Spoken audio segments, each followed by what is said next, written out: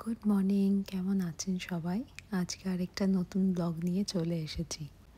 আজকে শনিবার, এখন সকাল 7টা মতন বাজে।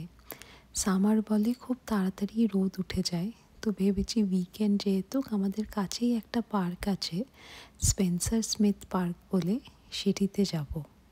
তাই খুব একটা বিশেষ কিছু রান্নাবান্নার প্ল্যান করছি না। আমাদের বাড়ির থেকে অ্যারাউন্ড 30 মিনিট মতন ড্রাইভ। সকাল সকাল উঠে একটুখানি খাচ্ছি আদা দিয়ে দুধ চা, আর তার সাথে একটু কুকিজ। আমি আর মা একসাথে বসে চাটা এনজয় করলাম। মা র চা খেতেই বেশি ভালোবাসে, বাট আমার আবার দুধ চাটা বেশি ভাল লাগে।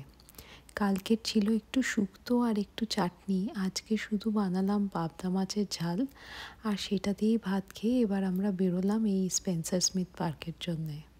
এই পার্কটাতে সবসময়ই খুব ভিড় থাকে। সামারে এই পার্কে সবাই এসে ফ্যামিলির সাথে এনজয় করে। সামারে যেই পার্কগুলোতে স্প্ল্যাশ প্যাড থাকে, সেইগুলোতে বাচ্চারা এনজয় করতে বেশি ভালোবাসে। খানিকটা ওই আমাদের ফোয়ারার মতন, তার তলাতে স্নান করা। আর মা বাবারা বসে একটুখানি চা কফি খাওয়া, কেউ বা একটু সাইক্লিং করছে, কেউ ঘুরে বেড়াচ্ছে, বা কেউ নিজের ফ্রেন্ডসের সাথে গল্প করছে।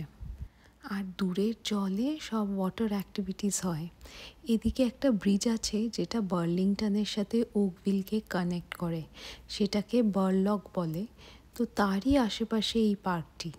আর এখানে যেহেতু সবাই খুব শরীর সচেতন, তাই প্রায় লোকজন দেখছি ওয়াক করছে বা জগ করছেন। কি দুর্দান্ত হাওয়া দিচ্ছে। বেশ অনেকক্ষণ ঘোরাফেরার পর একটুখানি হাওয়া খেয়ে আমরা আবার ধরলাম বাড়ির পথ। বাড়ি ফিরে আজকে ডিনারে ছিল থাই কারি আর রাইস। এটা কালকেই বানিয়েছিলাম, আজকে সেটাই খাওয়া দাওয়া হলো। আপনারা সবাই খুব ভালো থাকবেন, সবাইকে খুব ভালো রাখবেন। Until next time.